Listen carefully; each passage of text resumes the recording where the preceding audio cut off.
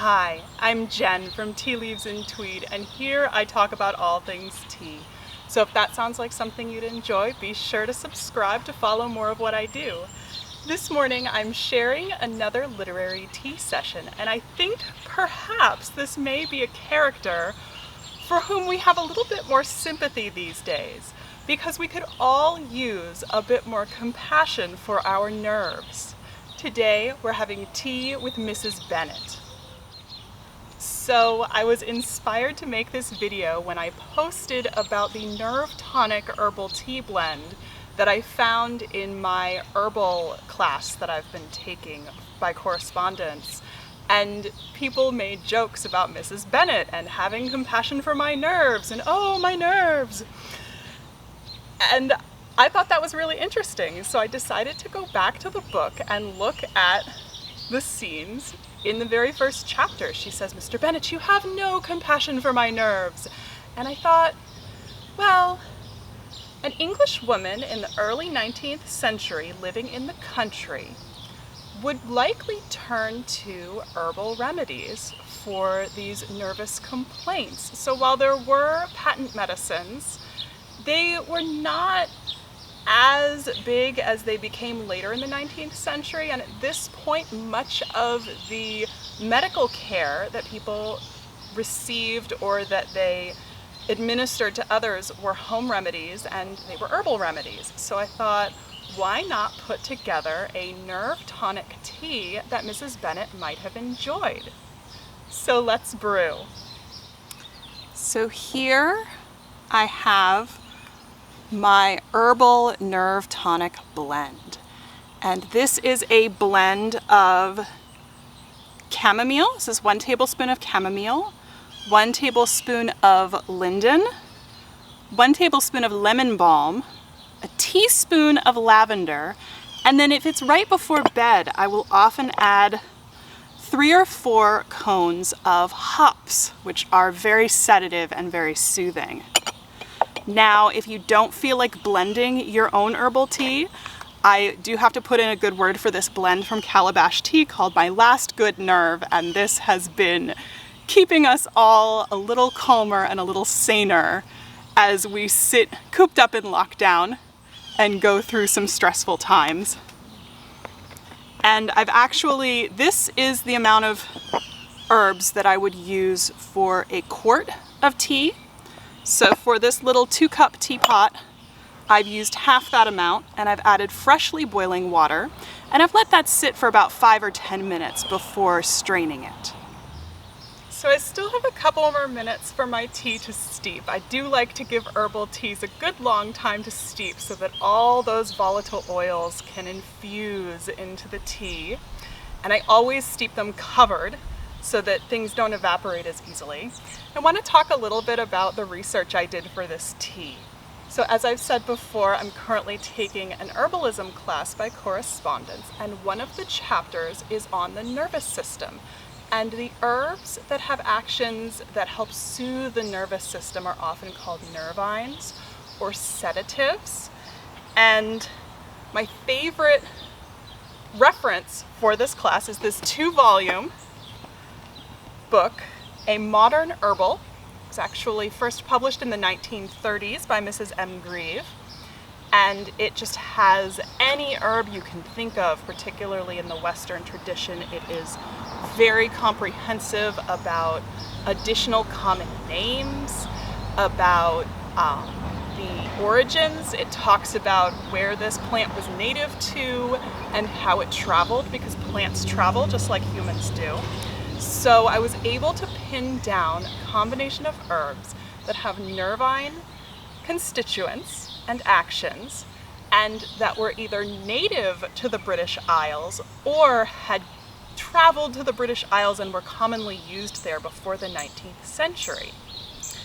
I will say I did go back to an 18th century herbal that I found. It's an 18th century Scottish herbal, all handwritten, and I will link that below. But it was a little more concerned with more dire complaints, such as physical symptoms, although there is a rather interesting recipe for an herbal face wash that is supposed to remove redness from the skin. So perhaps I'll have to try that.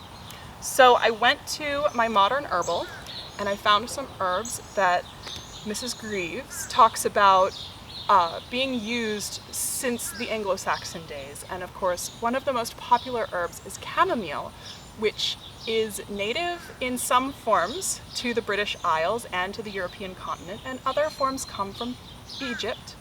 And by the point of the early 19th century, any of these forms might have been available, either for purchase bulk or for purchase as seed to grow in your kitchen garden. So of course I based my blend partially on chamomile because it's such a commonly used herb.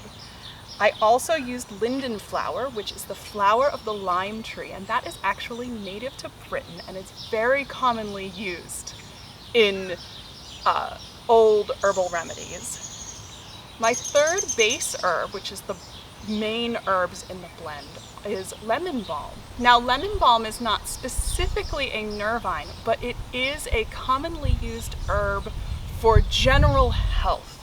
And there was still a belief that the complaints of the body, particularly nervous complaints, particularly in women, generally had to do with a weaker constitution and just generally unbalanced health. And lemon balm was believed to be just a powerhouse of good health. There was an old physician who supposedly drank lemon balm tea every morning and lived to the age of 116.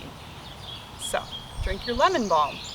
And then I decided to flavor it with lavender, which is a commonly used for centuries herb.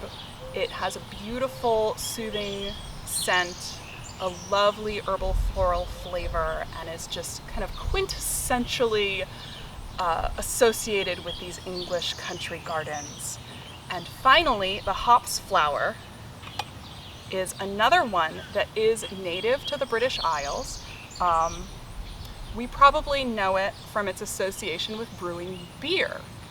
And hopped beers are associated with India, with the India Pale Ales, but they actually come from the British Empire because as they were brewing their beers, the hops acts as a preservative. It's very bitter, it's a bittering agent, and it does add a very bitter flavor to your tea, so be aware of that. But it also has a lovely floral and sometimes even citrusy component. And this, my last good nerve tea, definitely has some hops in it. You can taste the hops, and it makes it so soothing and wonderful. So if you don't feel like blending your own, this tea is based on lavender, passion flower, hops, oat straw, and rose hips, which are all very kind of nourishing, supportive, and soothing herbs, and might also have been found in or nearby an English country garden. So I haven't put the hops in this batch of tea because hops are quite sedative, but I often have a tea with hops in it right before bed.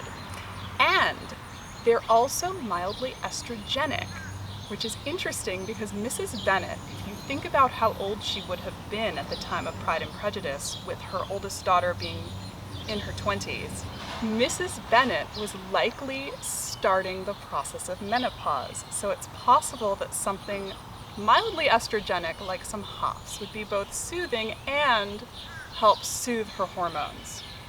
So now our tea has been steeping for a while. Let's give it a taste.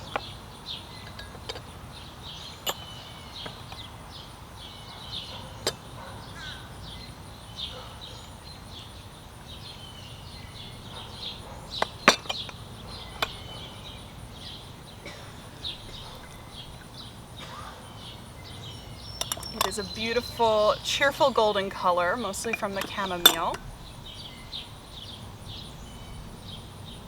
Smells floral. I get that herbal note from the lemon balm. The linden has a slightly zingy, very faintly citrus. The chamomile is sweet and delicious. It's the same Egyptian chamomile from my Hercule Poirot video. The lavender gives it that perfect little lavender edge. I love lavender, and I particularly love lavender and chamomile. And it's just very calming, This doesn't have that intense bitterness that it would if I'd added the hops, but I do love that bitterness sometimes. This is just a very soothing way to start my morning. It won't put me to sleep, but it will perhaps soothe my nerves as I go into my day. So I hope you enjoyed Tea with Mrs. Bennet and compassion for her nerves. Thank you for joining me for this literary tea session, and I hope I see you again sometime. Definitely be sure to like and comment below if you have any suggestions, and I'll see you again sometime. Bye.